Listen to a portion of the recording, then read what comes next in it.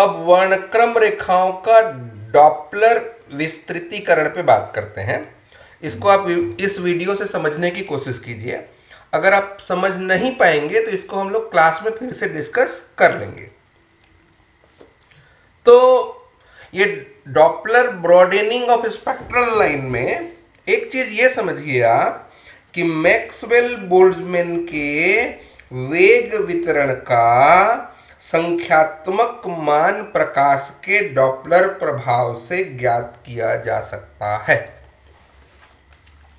ठीक है, मतलब अगर हम लोग को मैक्सवेल बोल्ट्जमैन के वेलोसिटी डिस्ट्रीब्यूशन का न्यूमेरिकल वैल्यू निकालना है तो डॉपलर इफेक्ट से हम लोग उसको पता कर सकते हैं।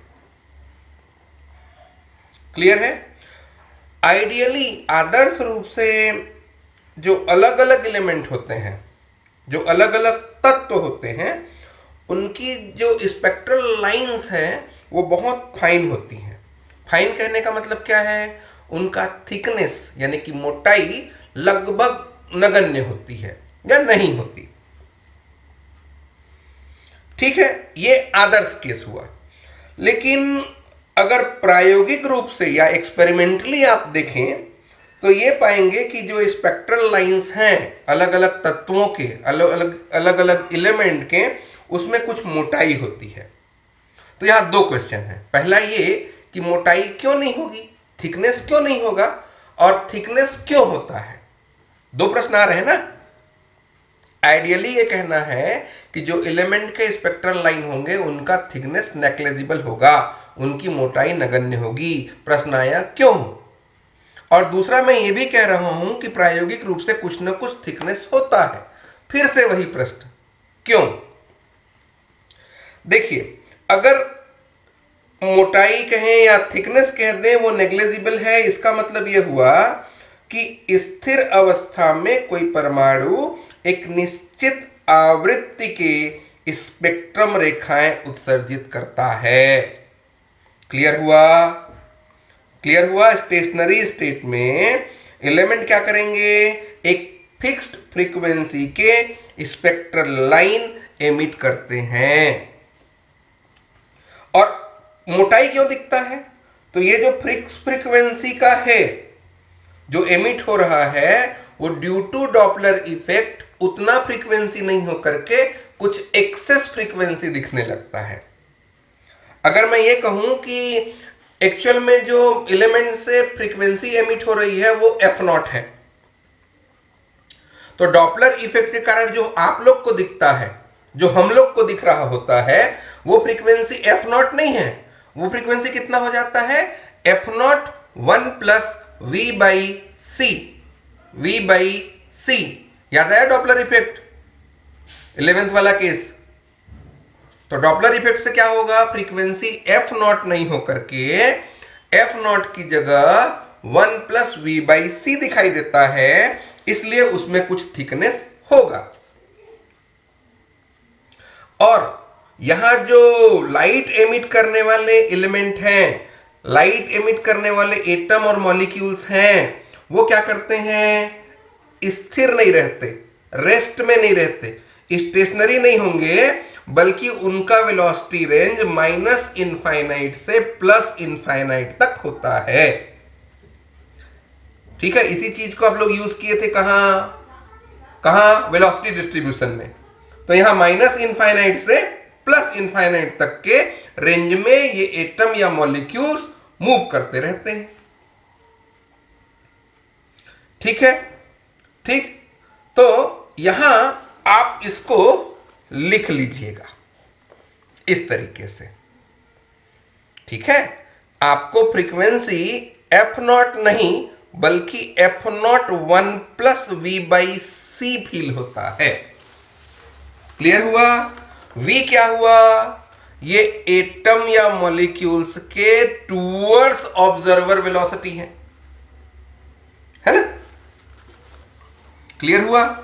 और ये डॉपलर इफेक्ट आपने देखा है, और अगर भूल गए हैं तो एक रिवीजन कर लीजिए। लिख लिया इतना? आगे चले? समझ में भी आ गया होगा इतना कि नेग्लिजिबल थिकनेस क्यों होता है, हम लोग को थिकनेस क्यों दिखता है, फ्रीक्वेंसी में वेरिएशन कैसे आया, ये सब चीजें आप समझ गए। अब इसी फॉर्मूला को यूज करके हम लोग इस डेरिवेशन को आगे ले जाएंगे। आपको जो फ्रीक्वेंसी दिख रही है वो एफ नॉट नहीं है, कह सकते हैं एफ है। एफ कहने का मतलब F nought 1 plus v by C. तो इसको आप लिख लीजिए, एफ की वैल्यू F nought 1 plus v by C है। और अगर इसको मैथमेटिकली सिंपल करें तो इसको कितना लिख सकते हो आप, सी प्लस वी बाई सी। कैसे भाई, यहां पे 1 बाई 1 है ना, एलसीएम लिया, प्लस किया, ये आ गया। अब ब्रैकेट के अंदर इसको ले जाएं तो F not C plus F not v divided by C. इस सी को इधर दे दीजिए तो एफ सी हो गया, equals to F not C plus F not V. अब ऐसा करते हैं, इस सी वाले टर्म को एक साथ रख लेते हैं, मतलब इसको इधर ट्रांसफर कर दीजिए। तो F C minus F not C equals to F not V. अब अगर एफ नॉट वी को इधर ले आए और यहां से सी कॉमन ले लें, यहां से सी कॉमन ले लिया और एफ नॉट को इधर ले आए तो वी का वैल्यू मिल गया आपको। वी का value C F minus F not by F not है। इसको कोई इक्वेशन नाम दे दीजिए आप। अब इसके बाद देखिए, एमबी के हिसाब से, वेग वितरण नियम के हिसाब से, किसी एक दिशा में इन एनी वन डायरेक्शन, एक दिशा के लिए ध्यान रखिएगा ना, इस रेंज के बीच परमाणुओं की संख्या या परमाणुओं के पाए जाने की प्रायिकता, याद करिए P1 P2 P3 लिए थे हम लोग। P की वैल्यू आपने कहा था favourable event divided by total event. Favourable event कितना लिया था आपने, DNV, याद आ रहा है, डिवाइडेड बाई n। तो PV कितना हुआ, DN by n, DN by n। और DN की वैल्यू कितना लिखते थे आप, n m by 2 pi KT to the power 3 by 2, याद आया, to the power 3 by 2 e to the power minus mv square 2 KT dv। Clear है? तो यहां से n को ट्रांसफर कर देंगे। अब यहां 3 बाई 2 की जगह 1 बाई 2 लिया है, क्यों? क्योंकि किसी एक डायरेक्शन की बात कर रहे हैं। तीनों का होता तो 3 बाई 2 होता, y के लिए भी 1 बाई 2, z के लिए भी 1 बाई 2, टोटल 3 बाई 2। तो ये 1 बाई 2 हुआ किसी एक डायरेक्शन के लिए। क्लियर हुआ? इस वेलोसिटी रेंज में ये अणुओं की प्रोबेबिलिटी, ये इक्वेशन 2। ये दो इक्वेशन अगर आप समझ गए हैं तो आप ये समझिए आपका डेरिवेशन कंप्लीट हो चुका है। अब सवाल आता है आगे कि हम लोग निकालना क्या चाह रहे हैं। हम लोग ये कहते हैं कि वेलोसिटी रेंज यहां से यहां तक कितनी फ्रीक्वेंसी वाले हैं, एफ नॉट, और इनकी इंटेंसिटी को आप आई लिखिएगा, ये आई है। तो ये जो इंटेंसिटी आई है ये किस पे डिपेंड करेगा, प्रोबेबिलिटी पे। यूनिट वॉल्यूम में अणु कितने हैं या परमाणु कितने हैं, जो नंबर ऑफ एटम और मॉलिक्यूल्स हैं, उस पर डिपेंड करेगा, मतलब पर यूनिट वॉल्यूम प्रोबेबिलिटी। तो इक्वेशन 2 को देखिए, आप नोट किया है आपने ना, 2 को देखिए, dv को ट्रांसफर कर दीजिए तो आपको यह मिलेगा। क्लियर हुआ? ये पूरा नंबर कांस्टेंट है भाई, m 2 पाई k और t। तो इसको मैं ऐसा लिख दूं क्या, ये जो इक्वेशन आपने बनाया है, इसको मैं ऐसा लिख सकता हूं। अब आप पूछेंगे कि ये कहां गया, ये कांस्टेंट था और प्रोपोर्शनल का साइन है, इसलिए इसको हम लोगों ने अभी रख दिया या हटा दिया, या नहीं हटाना है तो आप लिख सकते हैं इसको, कोई दिक्कत नहीं है। और e to the power minus m, v की वैल्यू रख दीजिए, v की वैल्यू रखिए।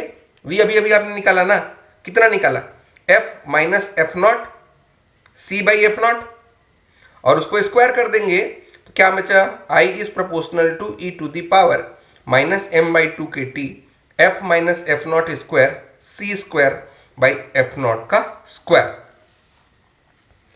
क्लियर है? क्लियर है? अब यहां देखिए, अगर इस प्रोपोर्शनल को इक्वल बनाना है तो एक कांस्टेंट ले लिया आई नॉट। ये पीक वैल्यू है आपकी इंटेंसिटी का, अधिकतम संभव मान आई नॉट है। और इसको थोड़ा इजी कर देते हैं। कैसे इजी करेंगे? तो m, देखिए m, ध्यान से देखना, m C square 2kT F not square, इसको मान लेते हैं बीटा, और f माइनस एफ नॉट जो ये बचा हुआ है इसको मान लेते हैं x। तो आपका इक्वेशन क्या बनेगा? I nought e to the power minus beta x square. इसका मतलब ये जो इंटेंसिटी है, तीव्रता है, वो चरघाती रूप से एक्सपोनेंशियली डिक्रीज होगा with increase in x. X के मान बढ़ने के साथ साथ तीव्रता चरघाती रूप से घटेगी। अब क्या करें? ये तीन इक्वेशन बना लिया। इसके लिए अब देखते हैं कि ये इंटेंसिटी घटेगी कैसे। तो ये इंटेंसिटी किसके बीच का ग्राफ है? ये x और i के बीच का, और ये है इसका मैक्सिमम वैल्यू।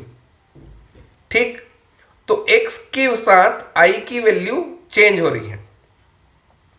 x का वो वैल्यू जिसमें इंटेंसिटी टोटल इंटेंसिटी की आधी हो जाए। मतलब ये टोटल इंटेंसिटी यहां से यहां तक आई नॉट था, उसका आधा, मतलब 1/2 आई नॉट अगर हो जाए तो उसको हम लोग अर्ध चौड़ाई बोलते हैं, Doppler half width, Doppler half width, Doppler अर्ध चौड़ाई। ठीक है, इसकी वैल्यू अगर निकालना है तो क्या करें? इक्वेशन 3 पे जाइए और i की जगह 1/2 आई नॉट लिख दीजिए। तो 1/2 आई नॉट अगर लिखेंगे तो आपका इक्वेशन ऐसा बन गया, आई नॉट और आई नॉट तो सीधा, तो 1/2 e to the power minus beta x square half. अब e को अगर ट्रांसफर करेंगे तो ये लॉग बन जाएगा, minus beta x square half. अब ये देखिए लॉग में 1/2 रहता है ना, लॉग में 1/2 है, इसको log 2 लिखेंगे तो माइनस में हो जाएगा ये। अगर ये माइनस में हुआ तो इधर का माइनस दोनों कैंसिल हो गए, तो आपको ये मिला log 2 beta x square half. अब एक्स स्क्वायर हाफ निकालें तो log 2 बाई बीटा। अब अगर इस स्क्वायर को ट्रांसफर कर दें, स्क्वायर को अगर ट्रांसफर करेंगे तो ये रूट में आ जाएगा, रूट यानी कि 1/2, और इसका वैल्यू 0.69 होगा log 2 का। 2kT रूट के अंदर, m भी रूट के अंदर, बीटा की वैल्यू रख रहा हूं मैं, और एफ नॉट स्क्वायर था तो रूट के बाहर एफ नॉट, और सी स्क्वायर था तो रूट के बाहर सी। क्लियर हुआ? ये वैल्यू आपने निकाल लिया है।